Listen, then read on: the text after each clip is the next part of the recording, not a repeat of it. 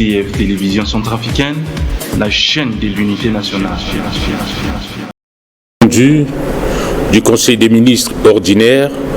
du jeudi 10 novembre 2022. Le jeudi 10 novembre 2022, sous la très haute présidence de son Excellence, professeur Faustin Archange Touadéra, président de la République, chef de l'État, le Conseil des ministres a tenu sa séance ordinaire à 15h35 autour de l'ordre du jour suivant. Les dossiers à examiner, la communication ministérielle et les divers. Le ministre chargé du secrétaire général du gouvernement et des relations avec les institutions de la République a présenté la position des membres du gouvernement absents. Au titre des dossiers à examiner, le ministre chargé du secrétariat général du gouvernement et des relations avec les institutions de la République a soumis à l'examen du Conseil le projet de budget relatif à la célébration du 1er décembre 2022, marquant le 64e anniversaire de la proclamation de la République centrafricaine. Le ministre a indiqué que le 1er décembre 2022 marquera le 64e anniversaire de la proclamation de la République centrafricaine. Pour cette année, cette célébration doit revêtir un éclat particulier en ce qu'elle permettra de rendre visibles les actions entreprises par son Excellence, Monsieur le Président de la République, chef de l'État, dans le cadre de la mise en œuvre des programmes de développement économique, social, culturel et environnemental de notre cher et beau pays. À cet effet, les principales activités retenues sont les suivantes. La décoration sur l'avenue des Martyrs le 30 novembre 2022. Le défilé militaire et civil sur l'avenue des Martyrs le 1er décembre 2022. La course des pirogues, les activités sportives, les réjouissances populaires dans les 9 arrondissements de Bangui, Bimbo et Bégua. À cet effet, le ministre a sollicité du Conseil l'adoption du dit projet de budget afin de permettre au Comité national des fêtes d'avoir les ressources nécessaires pour le démarrage de ces activités. Après débat, le Conseil a marqué son accord et a adopté le dit projet de budget. Le ministre chargé des Finances et du Budget a soumis à l'examen du Conseil la note relative à l'analyse sur la problématique de la contradiction dans l'application des dispositions des textes de loi régissant le secteur forestier dans la loi des finances rectificative 2022. Le ministre a indiqué que suite à la requête des représentants de la filière forestière adressée à son Excellence Monsieur le Premier ministre, chef du gouvernement, faisant état de contradiction dans l'application des dispositions de l'article 19, alinéa 3 de la loi de finances rectificative 2022, les services techniques du ministère des Finances et du Budget, de l'économie, du plan et de la coopération internationale, ainsi que ceux de la primature ont été instruits pour proposer au gouvernement une solution au blocage de l'exportation du bois et de la situation de la mise en chômage du personnel des sociétés forestières. Les dispositions de l'arrêté numéro 031.02 du 16 septembre 2002 précise que la base taxable est déterminée par un comité technique d'études et de détermination des valeurs mercuriales et des valeurs fortes des essences forestières à l'exportation. Ce comité technique est composé des représentants des ministères des Eaux et Forêts, du Commerce, des Finances et du Budget et du représentant du JICA au nom du secteur forestier qui détermine semestriellement la valeur mercuriale à l'export des essences en vertu des dispositions de l'article 183 du Code forestier. Dans le cadre de la loi des finances rectificative 2022, le comité technique ne s'était pas réuni, mais une valeur forte négative a été fixée, passant de 5 000 à 30 000 francs CFA, suscitant de la contestation des sociétés forestières, ayant entraîné l'arrêt des exportations et la mise en chômage technique du personnel. Eu égard à l'incohérence relevée entre le Code forestier et la loi de finances rectificative, le ministre a sollicité l'accord du Conseil pour la suspension de l'application de l'article 19 alinéa 3 de la loi de finances rectificative 2022 et la convocation du comité technique d'études et de détermination des valeurs mercuriales et les valeurs fortes des essences forestières à l'exportation, en vue d'arrêter les valeurs mercuriales du deuxième semestre 2022 et du premier semestre 2023 au cours des discussions. Le Conseil a fait relever l'amalgame entretenu par les sociétés forestières sur la détermination de la valeur plancher et la valeur mercuriale. Étant entendu que le montant de 5 000 francs a été fixé depuis 1996, soit plus de 26 ans aujourd'hui, dans les pays voisins, ce montant varie entre 60 000 à 80 000 francs CFA. Et le ministre, par arrêté, avait révisé cette valeur à 30 000 francs CFA. Au cours des débats, le Conseil a finalement décidé de maintenir la valeur plancher à 30 000 francs CFA d'une part et demander aux sociétés forestières de respecter scrupuleusement la réglementation communautaire en procédant pour le cas de la République centrafricaine à la transformation des 80% des bois à partir du 1er janvier 2023 et de passer à 90% de transformation en 2024 d'autre part. Le ministre des Affaires étrangères, de la francophonie et des centrafricains de l'étranger a soumis à l'examen du Conseil le projet de loi autorisant la ratification du protocole à l'acte constitutif de l'Union africaine relative au Parlement africain.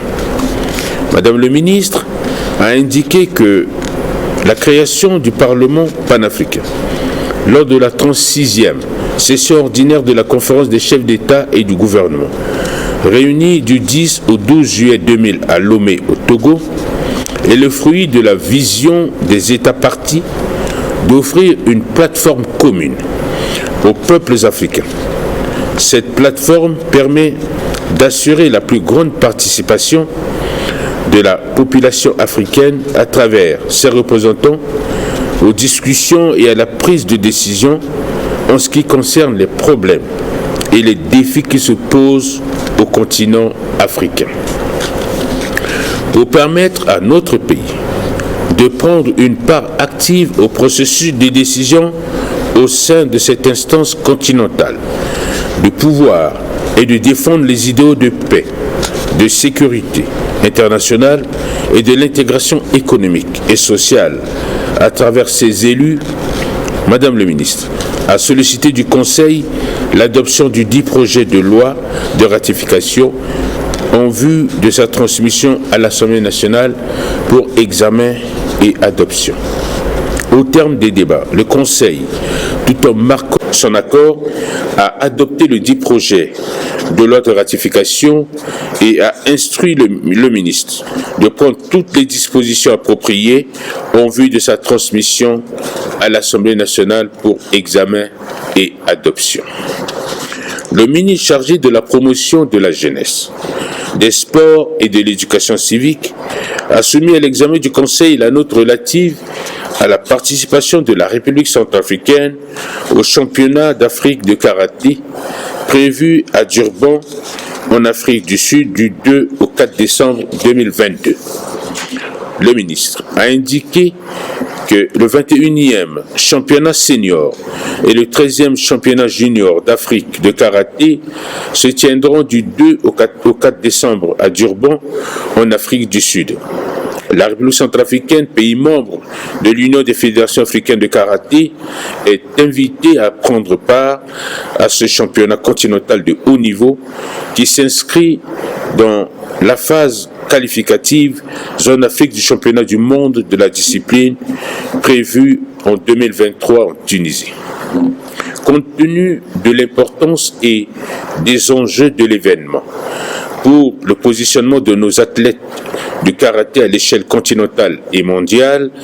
d'une part, et sachant que pour notre pays, le karaté compte parmi les disciplines sportives porteuses de chances de médailles à chaque sortie. D'autre part, le ministre a sollicité du Conseil la participation des athlètes centrafricains à cette compétition continentale. Après débat,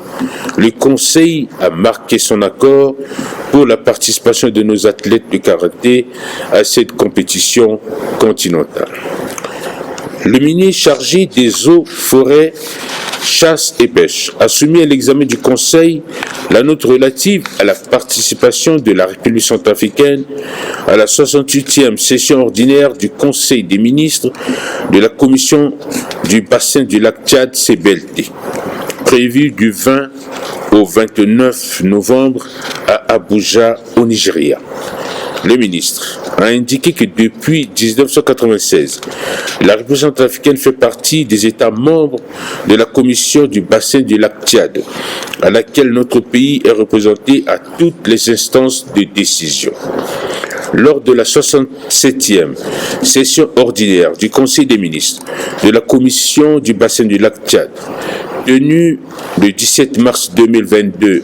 à Niamey au Niger, il a été relevé que certains pays, dont la République centrafricaine et la Libye,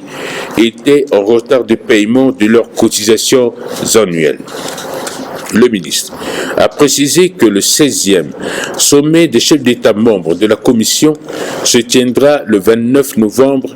2022. Ce sommet présente des enjeux stratégiques pour la République centrafricaine, car la fin du mandat du président en exercice de la Commission du bassin du lac Tchad devrait entraîner la passation de pouvoir à un autre chef d'État membre et la rotation du mandat de renouvellement devrait se faire soit entre la République du Cameroun et notre pays, la République centrafricaine. Étant entendu que le président de la République, chef de l'État, est invité au sommet des chefs d'État et de gouvernement qui se tiendra le 29 novembre prochain, le ministre a sollicité du Conseil le paiement partiel des contributions statutaires de notre pays afin de renforcer sa crédibilité au sein de cette institution. Au terme des débats, le Conseil a demandé au ministre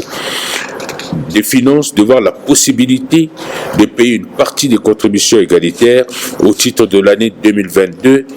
et de discuter d'un moratoire en vue d'échelonner le paiement des années de contribution de la République centrafricaine. Le ministre chargé de la communication et des médias, porte-parole du gouvernement, a soumis à l'examen du Conseil le contrat de financement relatif à l'ouverture d'accès à la télévision numérique terrestre en République centrafricaine. Le ministre a indiqué que le projet de la télévision numérique terrestre en République centrafricaine s'inscrit dans le processus de numérisation du pays et vise à assurer l'extension de signaux numériques sur l'ensemble du territoire centrafricain. À la demande du gouvernement, le projet de la télévision numérique terrestre avec la société Téléconsult prévu initialement d'être financé sur le budget de l'État est révisé et reconduit à travers un partenariat public-privé plus adapté au contexte économique actuel de notre pays. Après examen et validation par les services techniques du ministère des Finances et du Budget, et suite aux instructions du Conseil de cabinet en date du 8 mars 2022, le dossier a recueilli l'avis de non-objection de la Direction générale des marchés publics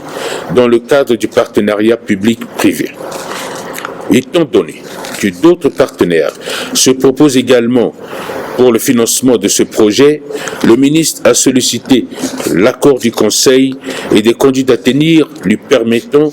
de signer le contrat définitif avec le partenaire financier fiable. Au terme des débats, le Conseil a marqué son accord pour la mise en œuvre de ce projet. Au titre de la communication ministérielle, le ministre de l'Action humanitaire, de la solidarité et de la réconciliation nationale, en lieu et place du ministre chargé de la santé et de la population,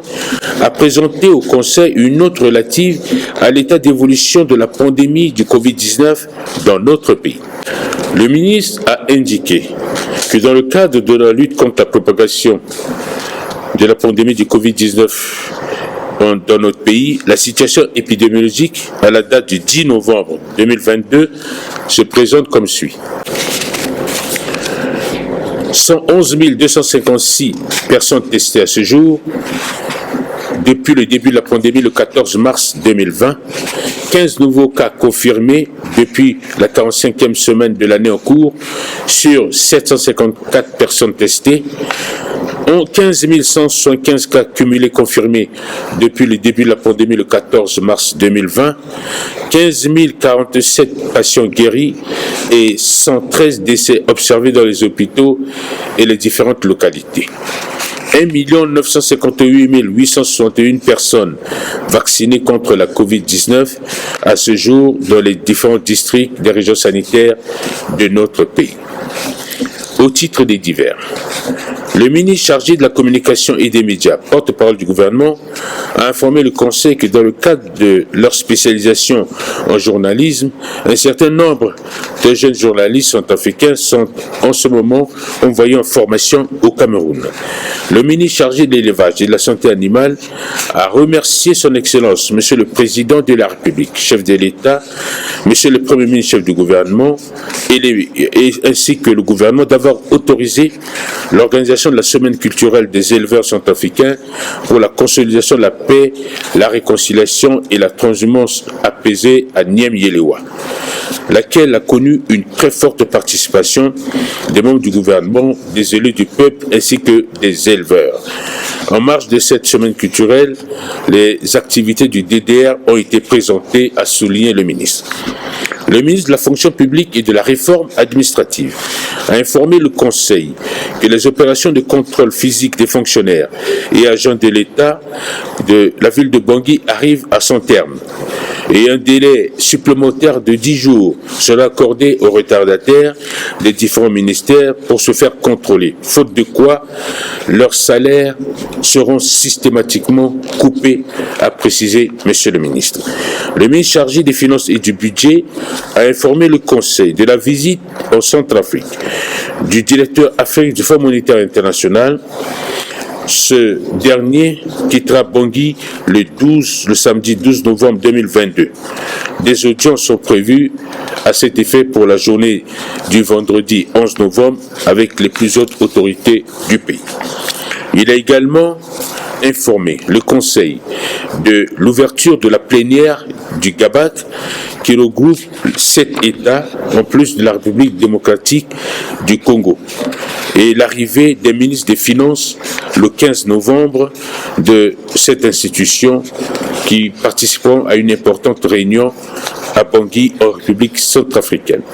Le ministre chargé de l'administration du territoire, de la décentralisation et du développement local a informé le Conseil de la poursuite des activités de l'opération Kwatikodro qui consiste au nettoyage, ramassage des ordures dans la ville de Bangui et ses environs. Il a également noté la participation des forces armées centrafricaines,